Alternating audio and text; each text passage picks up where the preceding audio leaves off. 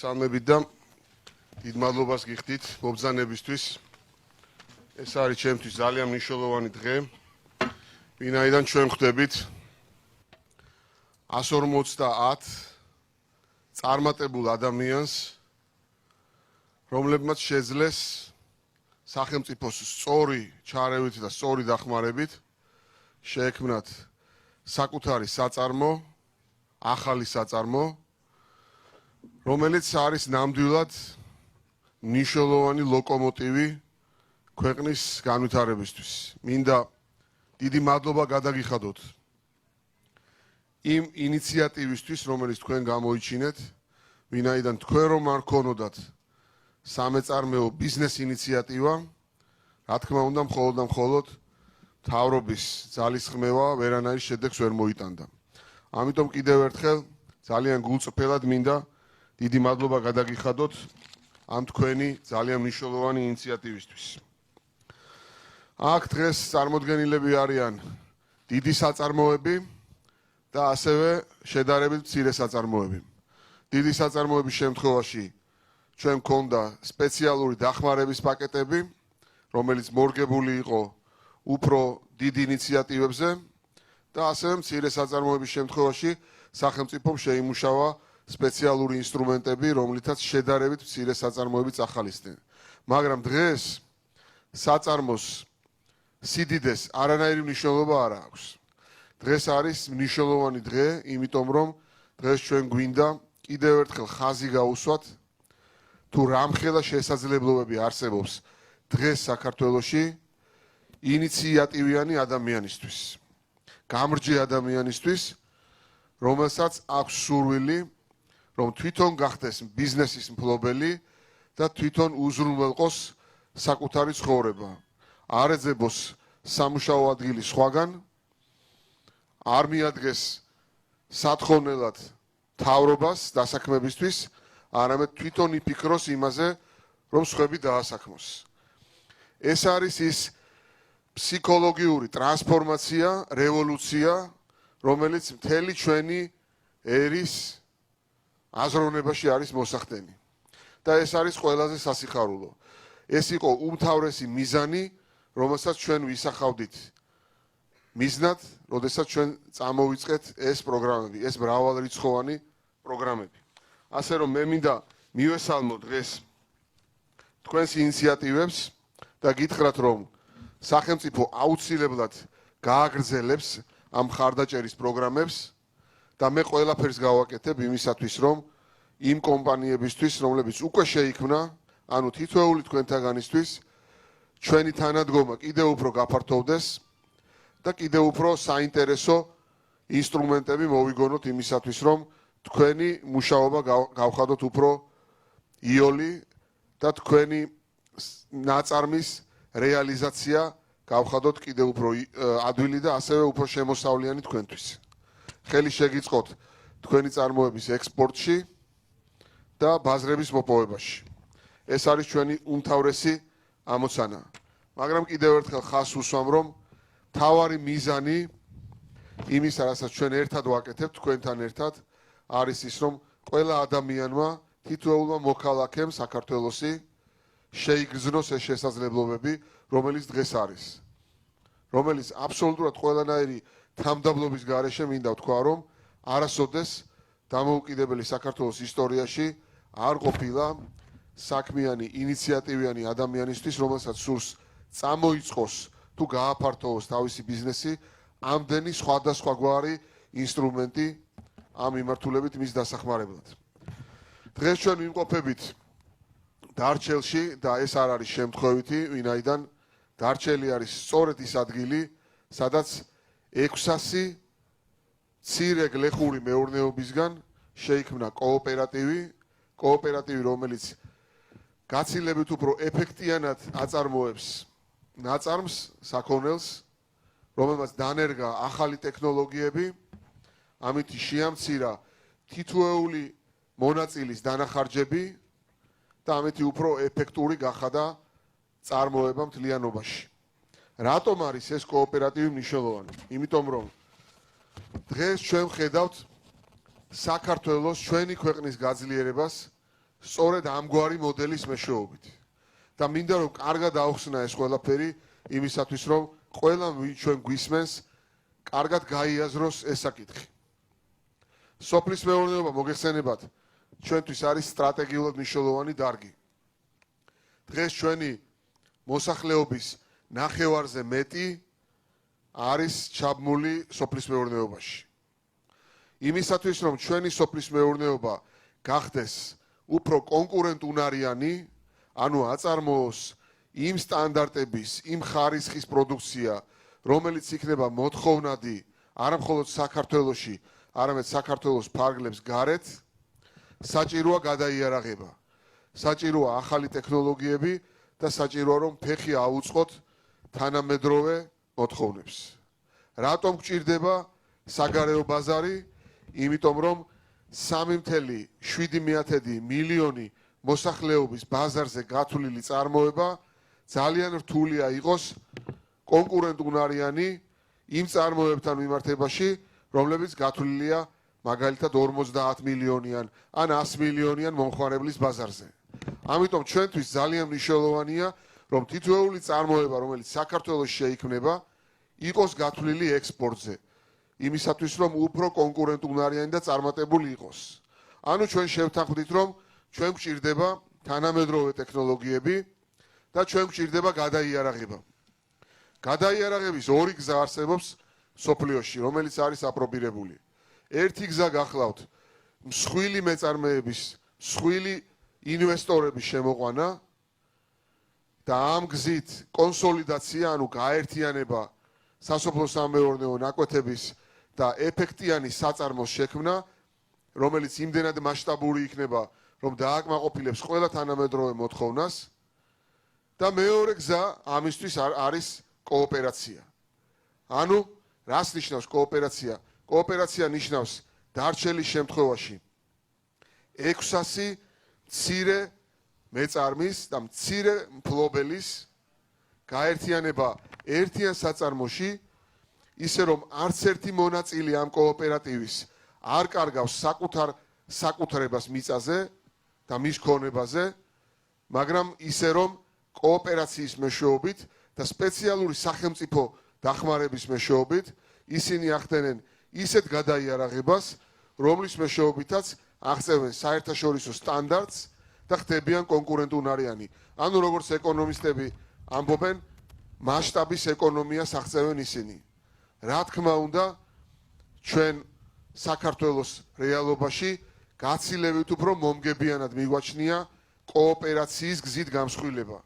ანუ ისე რომ წვრილი მეწარმე, გლეხი არ კარგავს საკუთრებას საკუთარ მიწაზე, არ ხდება დაქირავებული მსხვილ საწარმოში, ანუ ერთი ინვესტორის ქვეშ, არამედ ინარჩუნებს საკუთარ მიწას, საკუთარ მიწის ნაკვეთს თუ საკუთარ ქონებას, მაგრამ კოოპერაციის მეშვეობით ნერგავს ახალ ტექნოლოგიებს, იყენებს სახელმწიფოს მიერ შექმნილ სპეციალურ მექანიზმებს და სწორედ ამ გზით იქმნება მასშტაბური საწარმო, რომელიც უკვე კონკურენტუნარიანი ხდება საერთაშორისო მასშტაბით და რა თქმა უნდა ადგილობრივ ბაზარზეც. სწორედ ამის მაგალითია დარჩელის კოოპერატივი და სწორედ ამიტომ ჩვენ გვიხარია, რომ დღეს ქვეყანაში უკვე არის 1628 კოოპერატივი დარეგისტრირებული და მე მინდა ამისათვის განსაკუთრებული მადლობა გადაუხადო სოფლის მეურნეობის სამინისტროს და მინისტრს ოთარ დანელიას, მისი გუნდის ყველა წევრს, რომლებმაც ძალიან მნიშვნელოვანი როლი ითამაშეს ჩვენს პარტნიორებთან ერთად, ევროპელ პარტნიორებთან ერთად, აი ამ ძალიან მნიშვნელოვანი პროექტის განხორციელებაში. მე ვფიქრობ, რომ ეს გზა ჩვენ უნდა გავაგრძელოთ და სახელმწიფომ უნდა გააგრძელოს წახალისება ამგვარი კოოპერაციის. ასეთი კოოპერაციის მაგალითები საქართველოში ბევრია და შემიძლია რამდენიმე კიდევ დავასახელო, ერთს დავასახელებ, რომელიც განსაკუთრებით მნიშვნელოვანია მაღალმთიანი რეგიონებისთვის. ეს არის შვეიცარიელი ინვესტორთან ერთად შექმნილი ადგილობრივი კოოპერატივი, რომელსაც ქვია ბლაუნშტაინ ჯორჯია, რომელიც მეცხოველეობის განვითარების კოოპერატივი გახლავთ, რომელიც აღწევს აი იმ მასშტაბს, რომელზეც მე უკვე გესაუბრეთ და აბსოლუტურად საერთაშორისო სტანდარტით კონკურენტუნარიანი წარმოება შექმნეს, ისე რომ არც ერთ რაჭველ გლეხს არ დაუკარგავს საკუთრება საკუთარ მიწა-წყალზე. ეს არის ჩვენი მიდგომა და სწორედ ეს არის ყველაზე სწორი მიდგომა და ეს მოდელია, რომელიც საქართველოს სინამდვილეს ყველაზე მეტად ესადაგება. ამიტომ ვარ ჩვენ მართლაც და ძალიან ბედნიერი დღეს, იმიტომ რომ აი ამდენ ადამიანს ხედავთ უკვე, რომელიც არის ახალი საწარმოს მფლობელი და რომელიც რომლის მფლობელობასაც არაფერი არ ემუქრება. პირიქით, გაცილებით უფრო მეტად ეფექტურ წარმოებაში არიან ჩართული, იყენებენ უახლეს ტექნოლოგიებს და ჩვენ ნახეთ აი ეს პროდუქცია, რომელიც აი ახლა სულ რამდენიმე წუთის წინ ჩამოვიარეთ და დავაგემოვნეთ კიდევაც, რომელიც არის ნამდვილად უმაღლესი გემოვნური თვისებების, ეკოლოგიურად სუფთა და აბსოლუტურად კონკურენტუნარიანი ყველანაირ ბაზარზე. რაც შეეხება ევროპული სტანდარტების დანერგვას, ამასაც ჩვენ რა თქმა უნდა ნაბიჯ-ნაბიჯ მივყვებით, ისე რომ არც ერთი ადგილობრივი ფერმერის ინტერესი არ დავაზიანოთ, მაქსიმალურად უზრუნველყოთ თანდათანობითი ხასიათი ამ გადასვლის და დაგეხმაროთ, ყველა თქვენთაგანს დავეხმაროთ ამ პროცესში. ასე რომ ჩვენ ძალიან მნიშვნელოვანი რეფორმების პროცესში ვიმყოფებით. და მინდა ვთქვა, რომ იმ 150 ახალი საწარმოს გარდა, რომლებიც დღეს აი აქ ესწრებიან ჩვენ შეხვედრას, 700-ზე მეტმა საწარმომ ასევე განიცადა გაფართოება და წარმოების განვითარება. დღეს მხოლოდ ახალ საწარმოებს ხვდებით ჩვენ, მაგრამ ვამბობ, რომ რამდენიმე ასეული კიდევ ახალი საწარმო, რომელიც ახალი სიმძლავრე შეიქმნა, რომელიც სახელმწიფო სპეციალური პროგრამების მეშვეობით გადახალისდა, გაძლიერდა, დანერგეს ახალი ტექნოლოგიები და გააფართოეს საკუთარი წარმოება. ასე რომ მეგობრებო, ეს არის ძალიან მნიშვნელოვანი ქვეყნის ეკონომიკის სტრუქტურული ცვლილების პროცესი და ეს პროცესი მიმდინარეობს ისე, რომ ჩვენ არ გვაქვს ძალდატანებითი გამსხვილება, გვაქვს წახალისების მექანიზმებით, ნებაყოფლობითი გამსხვილება, კოოპერაცია, რომელიც საქართველოს სასოფლო-სამეურნეო წარმოებას თვისობრივად ახალ ეტაპზე გადაიყვანს. და ეს ახალი ეტაპი კიდევ უფრო მნიშვნელოვანია, ვინაიდან ჩვენ დღეს გახსნილი გვაქვს ევროპული ბაზარი, ჩვენ გვაქვს გახსნილი ძალიან ბევრ ქვეყანასთან, მეზობელ ქვეყნებთან ბაზრები და ასევე მუშაობთ იმაზე, რომ ჩინეთის მიმართულებით ასევე გავხსნათ ბაზარი და ეს არის ძალიან პერსპექტიული ბაზარი და უკვე ძალიან სასიხარულოა, რომ დღეს ფაქტიურად 2 მილიონ ბოთლზე მეტი ღვინო უკვე ჩინეთის ბაზარზე იყიდება. ეს არის ძალიან დიდი დივერსიფიკაციის პროცესი, ანუ რისკების გადანაწილების პროცესი, რომელიც საქართველოს სავაჭრო პოტენციალს 1-2-ად, 1-3-ად გაზრდის და რომელიც უპირველეს ყოვლისა დაგვირგვინდება იმით, რომ მეტი მოთხოვნა იქნება ჩვენს ადგილობრივ პროდუქციაზე და ძალიან ბევრი აი ესეთი ადამიანი გაჩნდება საქართველოში, რომელიც დღეს ჩვენამ შეხვედრას ესწრება. ანუ ბევრი ადამიანის ოჯახში მივა კეთილდღეობა და ბევრი ადამიანის ოჯახი გაიხარებს აი ამ დიდი შესაძლებლობებით, რომელიც შექმნილია თქვენთან ერთად მთავრობის ინიციატივით. ასე რომ ჩვენ ძალიან მნიშვნელოვანი პროცესის მონაწილეები ვართ, თითოეულ ჩვენგანს დადებული აქვს ძალიან მნიშვნელოვანი აგური აი ამ ცვლილების პროცესში და ეს ჩვენ უნდა გავაგრძელოთ. თქვენ იქნებით პიონერები ამ დიდი ცვლილების საქართველოში. თქვენ იქნებით მასწავლებლები ყველა დანარჩენისთვის. თქვენ წარმოიდგინეთ, რამდენად მნიშვნელოვანი ადამიანები ხართ და მე აი ძალიან დიდი სიხარულით მინდა ვთქვა, რომ თეთრი შურს თითოეული თქვენთაგანის, იმიტომ რომ თქვენ ხართ პირველები აი ამ დიდი ცვლილების პროცესში. და სწორედ ამიტომ ჩვენ აუცილებლად გავაგრძელებთ ამ დიდ პროცესს და სწორედ ამიტომ არის მნიშვნელოვანი, რომ თქვენს აი ამ მრავალრიცხოვან არმიას დაემატონ კიდე ახალი ინიციატივიანი გამრჯი ადამიანები, რომლებიც საკუთარი ხელით შექმნიან საკუთარ ცხოვრებას. დიდი მადლობა მინდა გითხრათ აი ამ თქვენი ძალიან დიდი მხარდაჭერისთვის. ეს მხარდაჭერა გაგრძელდება ჩვენი მხრიდან და ერთადერთი რასაც ჩვენ ვითხოვთ, გამოიჩინოთ კიდევ უფრო მეტი ინიციატივა, მოგმართოთ თქვენი ინიციატივებით და სახელმწიფო აუცილებლად მხარში დაგიდგებათ. მხარში დაგიდგებათ იმიტომ, რომ ძლიერი სოფელი არის ძლიერი საქართველო. ძლიერი კოოპერატივი არის კეთილდღეობა ყველა თქვენთაგანის ოჯახში. სწორედ ამიტომ ეს დარჩება ჩვენს უმთავრეს პრიორიტეტად, რომ წავახალისოთ ადგილობრივი მეურნეობები, შევქმნათ ადგილობრივი ქართული საწარმოო პოტენციალი და გავხდეთ კონკურენტუნარიანები საერთაშორისო მასშტაბით. წარმოვაჩინოთ ჩვენი ქვეყნის პოტენციალი სრულად და ამითი გავაბედნიეროთ ჩვენი ოჯახები. დიდი მადლობა თქვენი აი ამ ძალიან მნიშვნელოვანი საქმისთვის და ამ საქმეზე დგას საქართველოს ძლიერება. დიდი მადლობა. მინდა ვთხოვო სოფლის მეურნეობის მინისტრს და მინდა ვთქვა ასევე რომ არაერთხელ მithქვამს და თქვა რომ საქართველოს მინისტრთა კაბინეტისთვის ძალიან დიდი დანაკლისია ის რომ ოთარი კენჭს იყრის დღეს არ არის წინა საარჩევნო შეხვედრა მე მართლა ძალიან მიხარია რომ ოთარი არის ასეთი ძალიან მნიშვნელოვანი საქმეების სათავეში და დარწმუნებული ვარ რომ ძალიან დიდი აქტივი იქნება საქართველოს უმაღლესი საკანონმდებლო ორგანოსთვის საქართველოს პარლამენტისთვის. ოთარ თუ შეიძლება. მოგესალმებით. უმეტესი მადლობა ბატონ პრემიერო. პირველ რიგში აღსანიშნავია მხარდაჭერა. ბუნებრივია სახელმწიფო მხარდაჭერის გარეშე შეუძლებელი იყო ამ შედეგების მიღწევა, რა თქმა უნდა, და ამის არაერთი მაგალითი გვქონდა ჩვენ წარსულში. პირველი რაც აღსანიშნავია ეს არის პრემიერ-მინისტრის მხარდაჭერა, მინისტრთა სრული კაბინეტის ეკონომიკური გუნდის, ვინაიდან თითოეული პროექტი, რომელიც რეალობად იქცა, თითოეული პროექტი, რომელიც განხორციელდა, იყო ჩვენთან შიდა განხილვების გუნდური ანალიზის საგანი. ყველა პროექტი ასე მიიქნა გადაწყვეტილი და მიღებული და საბოლოო ჯამში, რა თქმა უნდა, ამან ყველაფერმა მიიღო ის ფორმა, რომელსაც ჩვენ დღეს ვხედავთ. ძალიან მოკლედ კოოპერატივების შესახებ მინდა მცირე ისტორია მოგიყვეთ. თავდაპირველი მიზანი და რეკომენდაცია ევროკავშირისა კოოპერატივების თვალსაზრისით გახდათ 50-მდე კოოპერატივის შექმნა საქართველოში. ეს იყო მიზანი.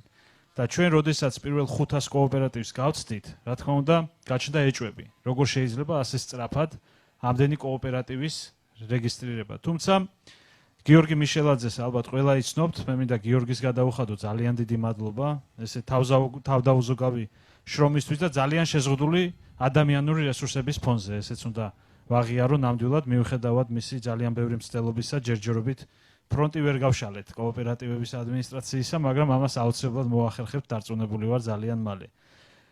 და რა თქმა უნდა, იყო ძალიან მკაცრი მოთხოვნები, მათ შორის ვალდებულების თვალსაზრისით, თუმცა ეს ყველაფერი იყო პირობების სანაცვლოდ. ჩვენ ვთავაზობდით და ვთავაზობთ ძალიან ბევრ შეღავათიან პირობას, ვთავაზობდით და ვთავაზობთ ძალიან საინტერესო პროექტებში მონაწილეობას და განსაკუთრებულ თანადაფინანსების პროექტებს. მე შეგახსენებთ არაერთ პროექტს, ეს გახლავთ მოტობლოკები, რომელიც 1500-მდე დაარიგდა 70%-იანი თანადაფინანსებით სამინისტროს მხრიდან, 3000-ზე მეტი SKA, რომელიც ასევე 70%-იანი თანადაფინანსებით დაარიგდა და დავიწყეთ მესამე ეტაპი ამ პროექტისა, იმიტომ რომ ძალიან დიდია მოთხოვნა და უკვე დისკუსიაც კი არ გვაქვს, როდესაც განაცხადები შემოდის, თუ საჭიროა ახალი პროექტი, ჩვენ უკვე პრაქტიკულად ავტომატურად ვაგრძელებთ ამ მოთხოვნების დაკმაყოფილებას. ციბრუტები, რომელიც ასევე მნიშვნელოვანია და ის შესაბამისი ჭურჭელი, რომელიც ყოველთვის იყო ხოლმე პრობლემა და შესაძლებელია თაფლის ხარისხზე ქონოდა ძალიან ცუდი გავლენა, ვინაიდან არ ინახებოდა სათანადო პირობებში. ესეც უმნიშვნელოვანესია. ჩვენ ასევე გადამამუშავებელი მრეწველობის კუთხით გვაქვს სუბსიდირების პროგრამა უკვე გადამუშავების ნაწილზე, რომელიც 40%-იან გრანტს ითვალისწინებს. ჩვენ გამოვყავით 12 ნაკლებად ეკონომიკურად აქტიური მუნიციპალიტეტი, სადაც ჩვენ ეს 60%-მდე გავზარდეთ თანადაფინანსების ნაწილში. ასევე ხაზი უნდა გაუშვათ, რომ პარალელურად სახელმწიფომ შეიმუშავა მაღალმთიანი რეგიონების განვითარების სტრატეგია, მიღებულია კანონი, შესულია ძალაში და მთელი რიგი გათავისუფლებები საგადასახადო კუთხით უკვე მოქმედებს და შესაბამისად მომდევნო წლის განმავლობაში მათ შორის კიდევ ეტაპობრივად დაემატება მთელი რიგი კომპონენტებისა. 1600-ზე მეტი კოოპერატივია, როგორც ბატონმა პრემიერმა უკვე ბრძანა, თუმცა მინდა გითხრათ, რომ სამწუხაროდ 10-ობით კოოპერატივს ჩვენ იძულებულნი ვიყავით და შეუჩერეთ სტატუსი. ვინაიდან მათ არ დააკმაყოფილეს ის მიზნობრიობა, რაც იყო პროექტით გათვალისწინებული, და არ აუწყდეს ფეხი თითოეულ იმ ადამიანს, რომელიც დღეს აქ არის წარმოდგენილი, მათ შორის რა თქმა უნდა თქვენი სახით. ძალიან მნიშვნელოვანი არის ეს და ეს გახდა ჩვენი ევროკავშირის მიერ უმაღლესი შეფასების მიზეზი, ვინაიდან ეს იყო ერთის მხრივ ძალიან მაგარი პირობები და მეორეს მხრივ ძალიან კონკრეტულად გაწერილი მოთხოვნები, რომელიც ყველამ უნდა გაითვალისწინოს. მათ შორის თუნდაც მეფუტკრეობის თვალსაზრისით მე მინდა ასევე მოგახსენოთ, რომ სავალდებულოა სწავლა, ტრენინგების გავლა, იმისთვის რომ ჩვენ ამ პროექტში ჩავთოთ კოოპერატივი, აუცილებელ პირობას წარმოადგენს იდენტიფიცირება თითოეული ოჯახისა, სკისა, ვინაიდან ჩვენთვის მიკვლევადობა არის სასიცოცხლო მნიშვნელობის და ეს ყველაფერი საერთო ჯამში თავს იყრის დაავადებათა კვლევის მიმართულებით მეფუტკრეობის თვალსაზრისით, რომელსაც ჩვენ მუხურში უკვე მიმდინარე წლის ბოლომდე გავხსნით, უკვე ახალი მინისტრი გახსნის, ძალიან კარგ, ძალიან თანამედროვე ტექნიკით აღჭურვილ უახლესი ტექნოლოგიების კავკასიის რეგიონის დონის მეფუტკრეობის ცენტრს. მუხურში, რომელიც მოგეხსენებათ ძალიან კარგად რუხი ფუტკრის ისტორია, რომელიც მითად იქცა ლამის ჩვენ ეს რეალობად ვაქციეთ და უკვე მიმდინარე წლის ბოლოს ეს შევა ფუნქციონირებას დაიწყებს. მიუხედავად ისა, ექსპედიცია დაიწყეთ ჯერ კიდევ წელიწადნახევრის წინ და სამეცნიერო თვალსაზრისით ეს კვლევები მიმდინარეობს. ასევე ჩვენი პროგრამა ითვალისწინებს ხელოვნური განაყოფიერების სწავლებებსაც.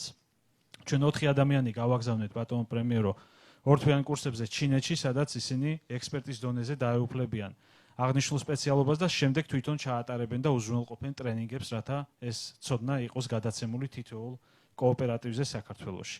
ასევე სულ ახალი პროგრამა, რომელიც ჩვენ დავამტკიცეთ, ეს გახლავთ მეცხოველეობის კუთხით, მერზეული მეურნეობის თვალსაზრისით ხელშეწყობის პროგრამა, რომელიც ითვალისწინებს მთელი ინვენტარის უსასყიდლოდ გადაცემას კოოპერატივზე იმ შემთხვევაში, თუ არის ინფრასტრუქტურა, რომელიც ექვემდებარება სურსათის უვნებლობის ნორმებსა და სტანდარტებს, თუ არის მიკვლევადობა დანერგილი. და ამასთანავე პროექტების მართვის სააგენტო მოგესწრებათ გახლავთ ლოკომოტივი თითოეული პროექტისა და მათ შორის ესეც ითვალისწინებს სტანდარტების დანერგვის თანადაფინანსებას სამინისტროს მხრიდან. ეს არის HACCP სტანდარტი, Global Gap სტანდარტი, საუკეთესო პრაქტიკები, ISO სტანდარტი და ასე შემდეგ, რომელიც იქნება საჭირო და აუცილებელი. ეს არის უმნიშვნელოვანესი, ვინაიდან ჩვენი შეუქცევადი ორიენტაცია ევროკავშირის მიმართ არის ძალიან მნიშვნელოვანი და პრიორიტეტული, ამიტომ ჩვენ გვინდა კონკურენტუნარიანი პროდუქტი იმისთვის, რომ ის იყოს არა მხოლოდ საქართველოს ბაზარზე კონკურენტუნარიანი, არამედ ყველაზე მნიშვნელოვანი ევროპულ ბაზარზე. მე გეტყვით, რომ 2014 წელს თავისუფალი და ღრმა და თავისუფალი სავაჭრო სივრცის შესახებ შეთანხმების შემდეგ საქართველომ გაზარდა თავისი ვაჭრობა და განსაკუთრებულად გაიზარდა ექსპორტი, რომელმაც 30%-ზე მეტი შეადგინა. მთლიანი აგროსასურსათო ექსპორტის 30% მოდის ევროკავშირის ქვეყნებზე. 20%-ს არასოდეს არ აცდენია პრაქტიკულად. ასევე ძალიან მნიშვნელოვანია ჩვენ მეღვინეობაზე ვსაუბროთ, ვართ ღვინის აკვანი, ჩვენ ღვინის ქვეყანა ვართ, ასე გვიცნობს მთელი მსოფლიო. ბორდოში, რასაც საქართველომ მიაღწია საერთაშორისო აღიარებამ, ჩვენ გახდით მოგესწრებათ ვახდით პრემიერ-მინისტრს გახსნაზე, ინოგურაციაზე ამ მსოფლიო ცივილიზაციის მეღვინეობის ცენტრისა, სადაც ცალსახად ყველა ხაზს უსვამს დაწყებული საფრანგეთის პირველი პირიდან, რომ საქართველო არის ღვინის აკვანი. ეს უდიდესი აღიარება, ამის უკან ძალიან დიდი შრომა დგას და მე მინდა თითოეულ ადამიანს, ვინც ჩართულია, მათ შორის რა თქმა უნდა, ღვინის სააგენტოს დიდი მადლობა გადაუხადო ამისთვის, ესეც დასაფასებელია ნამდვილად ეს თავისით არ მოსულა, ბუნებრივია.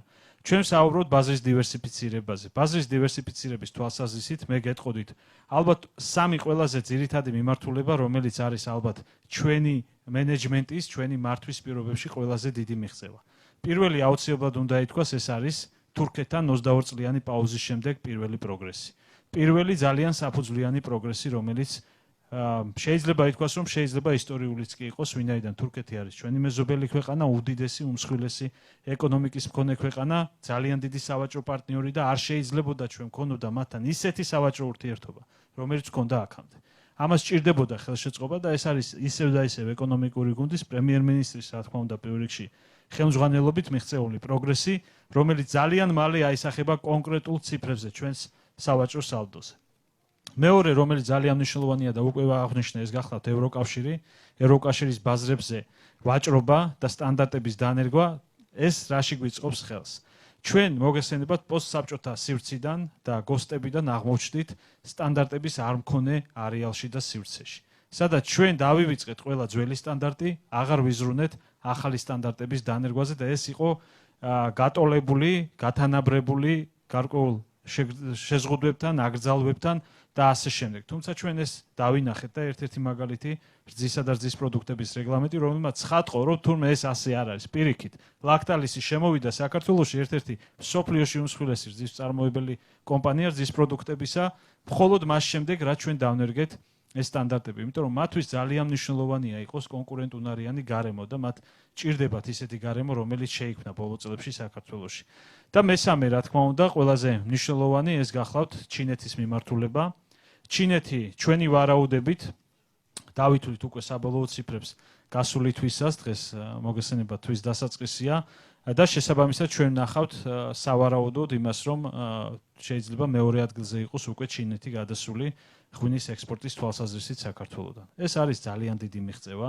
ჩვენ არ ვარაუდობთ 3 მილიონ ბოთლზე ნაკლებს მიმდინარე წელს, რაც ავტომატურად ნიშნავს იმას, რომ ჩვენი 2020 წლის სტრატეგია უკვე გადასახედია, იმიტომ რომ ჩვენი გეგმა იყო 10 მილიონი ბოთლი 2020 წლის ბოლოსთვის. ვფიქრობ, რომ ეს იქნება გადასახედი, თუმცა რა თქმა უნდა წლევანდელი ბალანსი ამას გვიჩვენებს. ეს არის დივერსიფიცირება ერთის მხრივ ბაზრების თვალსაზრისით, მაგრამ არანაკლებ მნიშვნელოვანია პროდუქტების დივერსიფიცირება, ჩვენ ვსაუბრობთ ჩაიზე, თხილზე, ღვინოზე. ჩვენ ყველაფერს ვაკეთებთ იმისთვის, რომ 2 და 3 პოზიციაზე არ იყოს დამოკიდებული მთელი აგროსასურსათო ექსპორტი. ეს არის მოგესალმებათ ღვინო, თხილი, მინერალური წყლები. ჩვენთვის მნიშვნელოვანია, რომ ეს მრავალფეროვნება გაიზარდოს. კიდევ უფრო მეტი დამატებული ღირებულება შეექმნას. მთლიანი გამოშვება გაზრდილია 31%-ით ბოლო 3 წლის მანძილზე. ეს მნიშვნელოვანი ციფრია. 150-ზე მეტი ახალი საწარმოა, ჩვენ ველოდებით მონიტორინგის შედეგებს, რომ ეს ახალი საწარმოები 150-ზე ზევით, რომელიც არის უკვე იმსახურებს თუ არა ნუსხაში ჩასმას, რომ ის ვაღიაროთ, რომ ნამდვილად უკვე იცავს ყველა სტანდარტს და ის არის შესაბამისობაში. 7-ზე მეტი გადაიარაღება. 5000-მდე ახალი ადგილი, სამუშაო ადგილი შეიქმნა ახალ საწარმოებში. ეს ძალიან მნიშვნელოვანი ციფრია, ვინაიდან ძირითადად სტიმულატორი რეგიონებში დაბრუნებისა ხდება ადგილობრივი საწარმოები. ჩვენ სამინისტროს ფარგლებში უკვე არაერთი თანამშრომელი ავიყვანეთ, რომელიც თბილისში ცხოვრობდა, მუშაობდა თბილისში, იქ დაამთავრეს და მათ დაიწყეს მუშაობა რეგიონებში. იყო რაჭაში ასეთი შემთხვევა, იყო კახეთში და ასე შემდეგ. ეს ჩვენთვისაც ძალიან მნიშვნელოვანია და კიდევ ერთი ალბათ ყველაზე დიდი მიღწევა ჩვენი ხელისუფლების და სოფლის მეურნეობის თვალსაზრისით გახლავთ ის, რომ ალბათ სულ რაღაც 5-10 წლის წინ 100 ახალგაზრდა გამოკითხულიდან. ალბათ არავინ არ გეტყოდათ, რომ აინტერესებთ სოფლის მეურნეობა. ჩვენ ვხედავთ ახალგაზრდებს, მათ შორის მეღვინეებს, კოოპერატივებში ჩართულ ადამიანებს. ეს არის ბედნიერება, ეს არის ერის იმედი. მერწმუნეთ, მეგობრებო, რატო პირველ რიგში აღდგარ ნდობა ჩვენსა და თქვენ შორის. აღარ არსებობს ორი მხარე სახელმწიფოსა და მეწარმეებს, კერძო სექტორს შორის. ყველამ თვალნათლივ დაინახა და რა თქმა უნდა, ამ ყველაფრის ინიციატორი და პირველი ლოკომოტივი ჩვენი ხელისუფლების ხელმძღვანელი გახდავთ, ვინაიდან თქვენ ხედავთ, რომ პრაქტიკულად ერთი სხეული ვართ კერძო სექტორთან. სახელმწიფოსა და კერძო სექტორს გასაყოფი არაფერი არ აქვს და მე ვფიქრობ, რომ სამწუხაროდ პირველად დადგა ასეთი რეალობა საქართველოში და ეს ყველამ უნდა კარგად დავიმახსოვროთ, დავაფასოთ და შევაფასოთ, იმიტომ რომ ესეც არის ძალიან მნიშვნელოვანი. მე არ მინდა ძალიან თავი მოგაბეზროთ, თუმცა ალბათ საინტერესო იქნება რამოდენიმე კოოპერატივის და საწარმოს წარმომადგენლმაც თავისი აზრი დააფიქსიროს. ჩვენთვის მნიშვნელოვანია პროექტი, სადაც ჩვენ დღეს ვიმყოფებით. ეს პროექტი თავიდან ძალიან ბევრს არეგონა, რომ მოხდებოდა და რეალიზებული იქნებოდა, მაგრამ ჩვენ ხედავთ, რომ ყოველგვარ მოლოდინს გადააჭარბა 600-მდე წევრი, 599 წევრი. და მე მახსოვს, როცა გიორგი მეუბნებოდა, ანუ ჩვენი წინაპირობა იყო, რომ ყოფილიყო 500 წევრი მინიმუმ, იმისთვის, რომ ჩვენ აღნიშნული ინფრასტრუქტურა უზრუნველყო. გიორგი მოვიდა რამოდენიმეჯერ და მითხრა, იცით რა 200 წევრია და იქნებ გავჩერდეთ 200-ზე. ჩვენ რა თქმა უნდა ეს ვეუბნებით, რომ არა, 500 მინიმუმ, 300-ზე ავედით 400-ზე და როგორც ხედავთ 500-ს გავცდით. ეს არის ერთობა. ეს არის ერთსულოვნება და ეს არის ერთი სამიზნე, რომელიც ყველას გვამოძრავებს ერთი მიმართულებით. რა თქმა უნდა ძალიან მნიშვნელოვანია და ჩვენი მოლოდინებიც გამართლდა ოღონდ დროზე ადრე, ვინაიდან ჩვენ ვფიქრობდით, რომ გადამამუშავებელ საწარმოს აუცილებლად გააკეთებდით, მაგრამ ნამდვილად არ გვეგონა ასე სწრაფად თუ გააკეთებდით ამას ყველაფერს და ამას რა თქმა უნდა გილოცავთ. მე მინდა შალოს თხოვოთ, თუ შეიძლება 2-ოდე სიტყვით მოგმართოს და მოგვიყვეს აქაური ისტორია.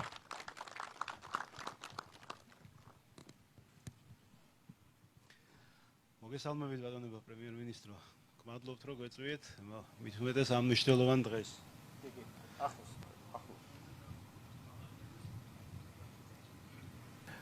მით უმეტეს ამ მნიშვნელოვან დღეს.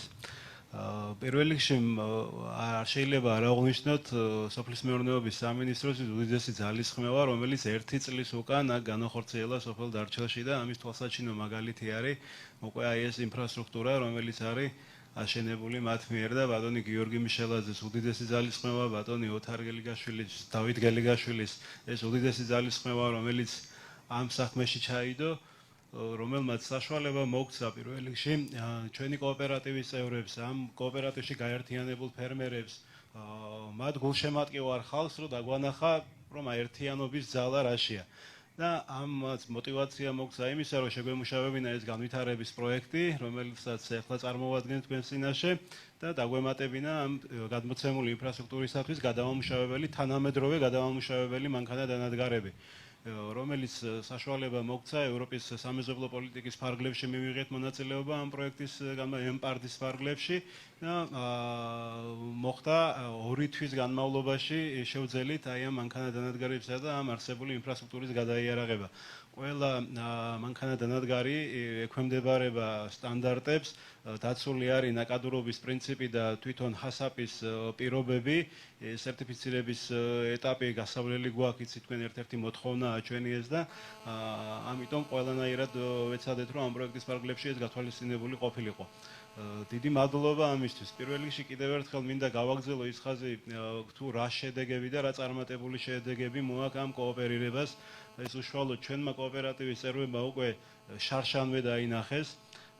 პირველი თხილი, რომელიც შემოვიდა ჩვენს საწარმოში, პირველი შარშან ეს იყო 50 ტონა, მით უმეტეს იმისა, რომ სეზონის ბოლო იყო, რომ გავხსენით ეს საწარმო და მაინც შევძელით ეს თხილი გაგვეშრო, ეს ხარისხიანი თხილი მიგვეღო და მით უმეტეს ბაზარზე გაგვეტანა, რითაც დამატებით 20-25 თეთრით მეტი თანხა გადაიხადეს, უკვე გაუტეხავთ ხილში ადგილობრივმა მწარმოებლებმა ამ ჩვენს მიერ დასაწყობებული და ჩვენი კოოპერატივის მიერ აქ განთავსებულ თხილზე.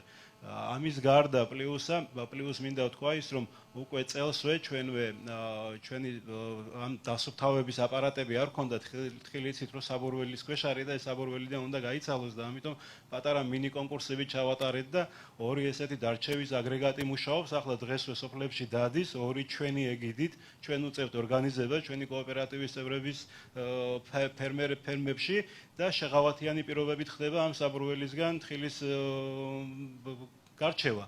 და ეს თუ 100 ლარი ღირს საბაზრო ფასი თუ 100 ლარია ჩვენს მიერ წარმოდგენილი CF-ში ჩვენს მიერ კოოპერატივის წევრების თხილი ირჩევა 65 ლარად ტონა.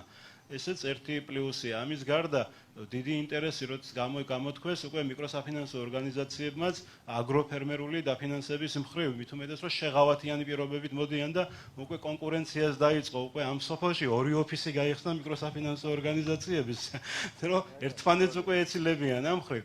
და არის საზღავათო პირობები ესეთი, რომ ესე იგი სასუქების, პესტიციდების, მოსავლის აღების და ასე შემდეგ ხარჯებს უფინანსებს მიკროსაფინანსო ორგანიზაცია 6 თვიან საშღავათო, 9 თვიან საშღავათო პერიოდს აძლევს და თუ 6 თვეში დააბრუნა თანხა, უპროცენტოდ აძლევს ამ თანხას და თუ 9 თვეში დააბრუნებს 12% აქვს დასამატებელი ზედ ამ თანხაზე. ესეც ერთ-ერთი პლუსია. უკვე მსხვილი საფინანსო ინსტიტუტებიც უკვე გამოდიან მოლაპარაკებაზე ამ ჩვენს კოოპერატივთან და ეს არის პირველ რიგში ჩვენი კოოპერატივის წევრების აქტიურობის შედეგი, იმიტომ რომ ზოგს ფაქტიურად ფიზიკურად მეც ვერ ხვდები, მაგრამ თვითონ ეს წევრები ხვდებიან, თვითონ ეს ჩვენი კოოპერატივის აქტიური წევრები დადიან და ესაუბრებიან და ამით ინტერესი უფრო დიდია. და მით უმეტეს რომ სურველების რიგი ბატონო პრემიერო 12 განცხადება კიდე გვიდევს ახლა მისაღებად გამგეობის უახლოების ხომაზე განვიხილავთ ამას და ამ ხალხსაც დავამატებთ ამ კოოპერატივის წევრში და ეს არ არის რამე დახურული სააქციო საზოგადოება, ეს არის ღია სტრუქტურა, ღია კოოპერატივი, ყველას კიდევ ერთხელ მინდა ვთქვა რომ ყველასთვის არის ღია. და ყველა შეუძლია ელემენტარული იმ 2 პირობის გათვალისწინებით, რაც გვაქვს ჩვენ წესდებაში ჩადებული, რომ გახდეს ჩვენი წევრი. არანაირი პრობლემა არავის არ აქვს ამაზე. მით უმეტეს, როდესაც ეს კოოპერატივი 1 წლის უკან გააჩნდა ნულოვანი ქონება, მხოლოდ ამ ინფრასტრუქტურის იმედად იყო და დღეის მდგომარეობით უკვე 150,000 ლარის ღირებულების ქონების მეპატრონე არის უკვე ეს კოოპერატივი და თითეული კოოპერატივის წევრი, რომელიც არის აქ წარმოდგენილი თქვენ წინაშე. დიდი მადლობა მინდა კიდევ ერთხელ გადაგიხადოთ, მოგვეცემა ალბათ საშუალება რომ შეგნითაც დავათვალიეროთ ეს ტერიტორია ამ შეხვედრის შემდეგ და თავს არ შეგაწყენთ. დიდი მადლობა.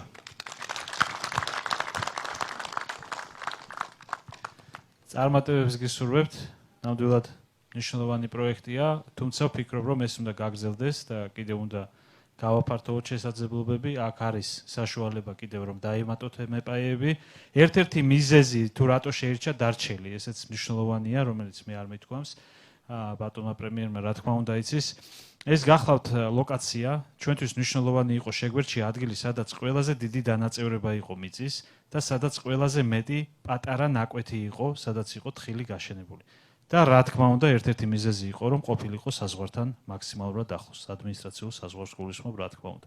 ამან შედეგი გამოიღო, მე მგონი საჯარო საუბრის თემა ეს არ არის, მაგრამ ჩვენ ვიცით, რომ ამან ნამდვილად გამოიღო ის შედეგი და ის მიზანი ნამდვილად მიღწეულია ჩვენ რაც გქონდა და ამ მიმართულებით ჩვენ რა თქმა უნდა განსაკუთრებული ხელშეწყობა აუცილებლად უნდა გავაგრძელოთ. ვასიკო კალანდაძე არის ჩვენთან, ადამიანი, რომელმაც ახალი ტრადიცია დანერგა, შეიძლება ასე ითქვას, კარგად დავიწყებული ძველი, ანუ ახალი. და ესეც ერთ-ერთი საინტერესო მიმართულებაა და თუ შეიძლება თქვენს ორიოდე სიტყვა გითხრათ, იმიტომ რომ ესეც ერთ-ერთი რამდენჯერ ვერ ვარ თქვენთან ამყოფი და ერთ-ერთი ყველაზე ემოციური პროექტია, მე ასე შევაფასებდი ამას.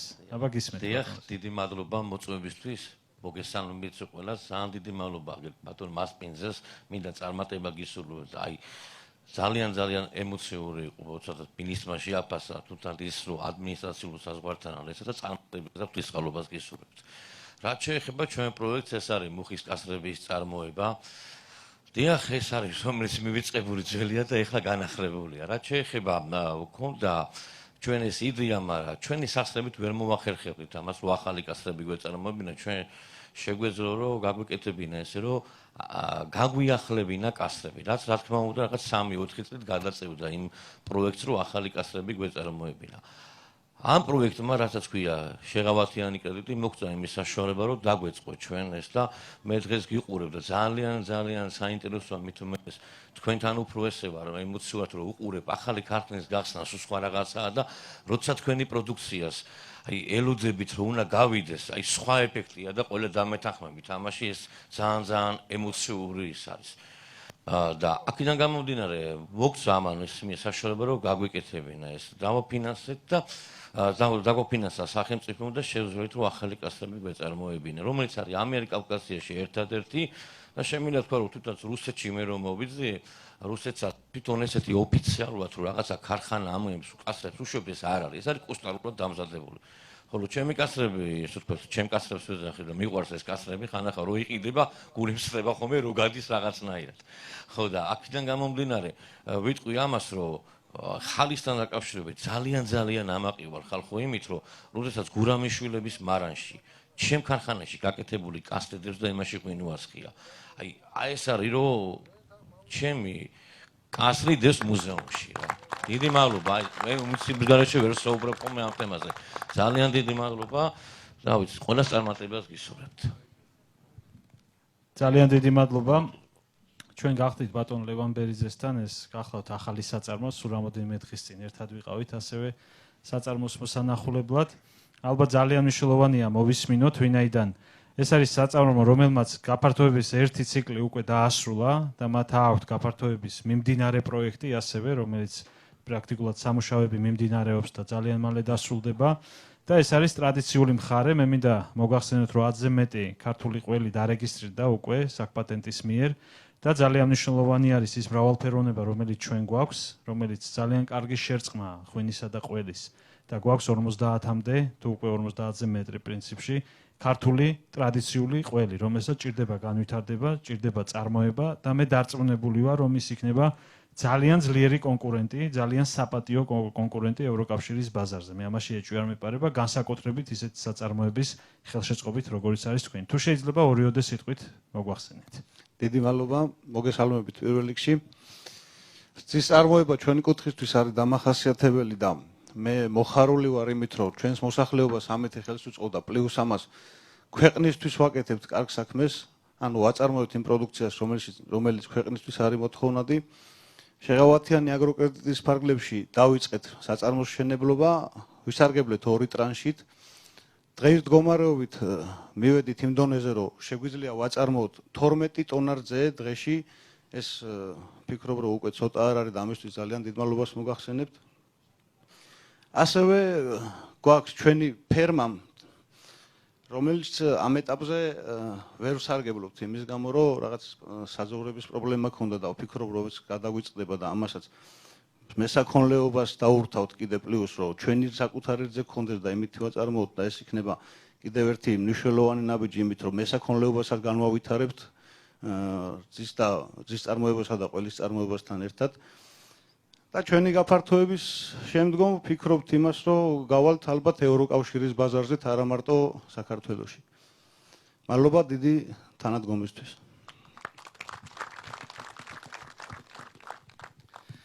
დიდი მადლობა, ნამდვილად პერსპექტიულია, საინტერესოა, მით უმეტეს ჩვენ გვყავს უკვე სპეციალისტები ამ მიმართულებით, რომელიც აქამდე არ ჩანდნენ. ეხლა ხდება მნიშვნელოვანი ინფორმაციის გადაცემა, ესე ვთქვათ, ახალგაზრდა თაობაზე. ჩვენ არაერთი ყველის ფესტივალი გვქონდა, მიმდინარე წელსაც იგეგმება და ეს არის სწორედ ის შესაძლებლობა, რომელმაც ჩვენ მოგცა საშუალება გვენახა, რომ თურმე საქართველოში არის ისეთი იშვიათი ყველის სახეობები, რომელიც საერთოდ არავინ არ ვიცოდით, ძალიან ბევრი მათგანი და პრაქტიკულად ყველა ყველის ფესტივალზე ახალი აღმოჩენა გვაქვს. ყველა ყველის ფესტივალზე და რა თქმა უნდა ჩვენ ამ მიმართულებით განსაკუთრებულ პროექტებს გავაკეთებთ. ეს არის მნიშვნელოვანი მიმართულება, მაგრამ პირველი რაც უკვე გააკეთებულია და საფუძველი ჩაყრილია, სწორედ ეს არის მერძეული ხელშეწყობის მიმართულება კოოპერატივებისთვის, რომელიც ითვალისწინებს საგრანტო კომპონენტს, როგორც მოგახსენეთ, სტანდარტების დანერგვას, შესაბამის ტრენინგებს, ანუ საუბარია მიკვლევადობას, იდენტიფიცირება ცხოველიდან დასრულებული საბოლოო პროდუქტამდე, რათა ყველა კრიტიკული წერტილი იყოს შემოწმებული ისე, როგორც ამას ევროპის სტანდარტები და საერთაშორისო სტანდარტები ითვალისწინებს, საწარმოო პროცესი იყოს გამართული ჰიგიენიდან დაწყებული მიღებით, როგორც თქვენ მე პირველი რაც გკითხეთ, როცა მოვედი, იყო აბა მიმღების სადაგაქვთ თქო, იმიტომ რომ ესე ვთქვათ, უნებლობის თვალსაზრისით აქედან იწყება პროცესი. სწორად დაწყებული პროცესი უკვე ნახევრად გაკეთებული საქმეა და რა თქმა უნდა, ესეც მნიშვნელოვანია. ერთი ძალიან საინტერესო მიმართულება, რომელიც ჩვენ გვაქვს, არის მეფუტკრეობა, რა თქმა უნდა. მეფუტკრეობის თვალსაზრისით ვიტყოდი, რომ არის ერთ-ერთი ასევე ძალიან ტრადიციული მიმართულება საქართველოში, რომელიც მხოლოდ რამოდენიმე რეგიონში იყო კარგად წარმოჩენილი. დღეს ჩვენ ძალიან ბევრი გვაქვს და უკვე იდენტიფიცირების ნაწილში, სხვათა შორის იმ სკებზე, რომელსაც ჩვენ ვარიგებთ, ეს მონაცემთა ბაზაში შედის და ჩვენ შეგვიძლია პირდაპირ რეჟიმში ელექტრონულად მონიტორინგი გაუწიოთ, თუ რა ხდება, რა მდგომარეობა და მათ შორის ჩვენ უნებლობის თვალსაზრისით და ეპიზოოტიის კუთხით დავიწყეთ დაავადებების კვლევა, ვინაიდან ერთ-ერთი პრობლემა, რომელიც ევროპაში იყო ხოლმე ანალიზების პასუხებში, გახდათ ანტიბიოტიკების არასათანადო დოზები და მოხმარების რაოდენობები, რაც განპირობებული იყო უბრალოდ ტრადიციით და ხშირ შემთხვევაში აღმოჩნდა ისეთი შემთხვევებიც, როდესაც საერთოდ არ იყო აუცილებელი ამ ყველაფრის გამოყენება, თურმე სხვა საშუალებები არსებობდა, აგერ მოემზადა მინდია და ესე ვთქვათ, ალბათ გვეტყვის ორიოდე სიტყვით და ამ მიმართულებით ჩვენთვის ვფიქრობ, რომ ქართველებისთვის, ნებისმიერი ქართველისთვის ასევე ძალიან მადლიანი საქმეა, ძალიან დიდი და საინტერესო ტრადიციის მატარებელია და ჩვენ ამ მიმართულებით ალბათ ერთ-ერთი ლიდერი შეიძლება ძალიან მალე გავხდეთ, მე ვფიქრობ, სულ მაქსიმუმ 2-3 წელიწადში და რეგიონის მასშტაბით ვიტყვით სათქმელს. მე ასევე მოგახსენებთ ჩემ თურქ კოლეგასთან შეხვედრისას ჩვენ ასევე თაფლის ექსპორტის შესაძლებლობები განვიხილეთ. ძალიან დიდია დაინტერესება იაპონიიდან, ევროკავშირიდან და თურქეთიდან. ასე რომ მოვემზადოთ, ვაწარმოოთ რაც შეიძლება მეტი, რა თქმა უნდა სტანდარტების შესაბამისი, იმიტომ რომ რეალიზაციის პრობლემა როგორც ჩანს ნამდვილად არ იქნება.